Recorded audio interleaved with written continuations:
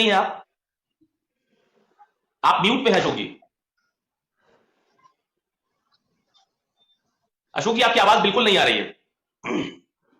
आप ब्लूटूथ को ऑफ करके दोबारा ऑन करिए अपना। बिल्कुल। तो दीपक बघेल जी आप कुछ कह रहे थे। हेमंत जी ने कहा कि आपके हाथ में तो लड्डू आ गए, दोनों हाथ में। इंडिया गठबंधन यूनाइट नहीं है। अयोध्या में राम मंदिर का भव्य उद्घाटन होने जा रहा है 22 तारीख को, तो आपके लिए तो बल्ले बल्ले की स्थिति है।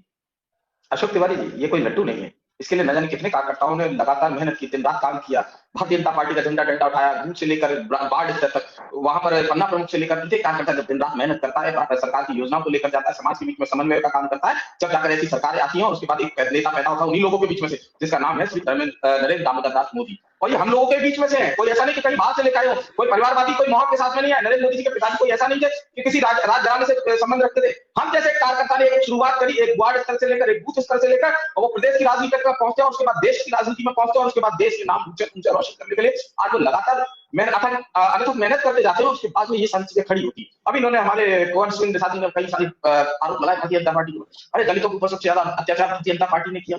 अरे साहब, इनके समय में तो दलितों के ऊपर बड़ा प्रेम बरसाया जा रहा था। क्या कहने की बात नहीं है, बात आउट हो जाएगी, बात प्रतिवादन हो जाएगा, परंतु मैं इनसे एक बात पूछना चाहता हूँ। अगर दलितों का मसीहा या दलितों को लेकर आगे बढ़ाने का काम मायावती जी कर रही थी, तो क्या आवश्यकता पड़ी कांग्रेस पार्टी को राजस्थान के अंदर उनके 6 एमएलए को ले लिया जाए? क्या आवश्यकता पड़ी उनके बंगाल के अंदर एमएलए को ले लिया जाए? ये कांग्रेस पार्टी है ना, एक तरफ दलितों की बात करती है और एक तरफ दलितों के हाथों अधिकार की लड़ाई लड़ने वाले के पार्टी के एमएलए को छोड़ के अपनी पार्टी में शामिल कर लेते हैं। तो मतलब इनकी दुबासियत था, इनका दौरापन, इनका दोगलापन तो सबके सामने है।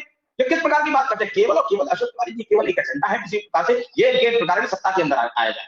कभी कल्चरल नेशनलिज्म के नाम पर उसे डाइवर्ट करना, कभी नेशनलिज्म के नाम पर डाइवर्ट करना, कभी सेकुलरिज्म के नाम पर डाइवर्ट करना। इनके पास नाम बहुत है पर काम के लिए कुछ नहीं है। अरे अगर इनको चुनाव लड़ना था, वास्तव में अगर अपनी बात जनता तक पहुंचानी थी और उनको लगता था कि जनता की बात सुने, तो जनता के बीच में जाए, जनता के बीच में कार्यक्रम करते, अपनी योजनाओं को लेकर जाते। आपने देखा यही सारे मुद्दे इन 5 राज्यों के चुनाव के अंदर थे। नतीजा क्या आया? जनता ने इनकी चलती हुई सरकार को नकार दिया। सोचिए, आज 2013 से लेकर आज 2023 तक के अंदर 60 विधानसभा चुनाव हुए। 60 विधानसभा चुनाव के अंदर 47 विधानसभा चुनाव कांग्रेस पार्टी हारी।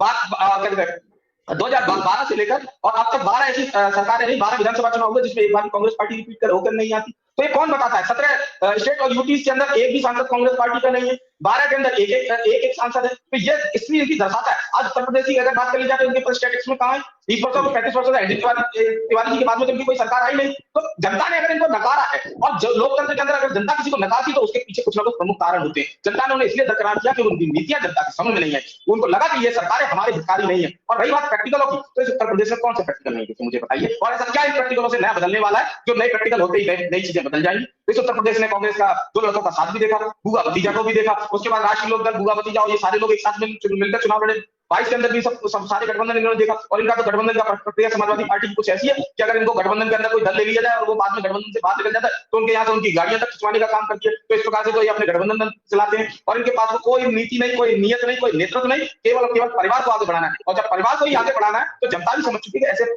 परिवारवादी लोगों को आगे नहीं बढ़ाना है। अब राजा के पेट से राजा का बेटा पैदा नहीं होगा, अब गरीबों के वोट से राजा का बेटा पैदा होगा। और ये गरीबों ने, जनता ने, इस देश की जनता ने तय कर लिया। और इसलिए प्रधानमंत्री श्री नरेंद्र मोदी जी अगले प्रधानमंत्री होने वाले हैं, पुनः वो प्रधानमंत्री बनेंगे। और आप देखिएगा अशोक तिवारी जी, हम इस उत्तर प्रदेश के अंदर फिर से डिबेट करेंगे चुनाव के बाद में, देखिएगा क्लीन स्वीप करेगी भाजपा उत्तर प्रदेश के अंदर 80 में से 80 लोकसभा सीटें जीत कर आने वाले। अशोक यादव जी हमारे साथ फिर जुड़ गए हैं। अशोक जी आपको मेरी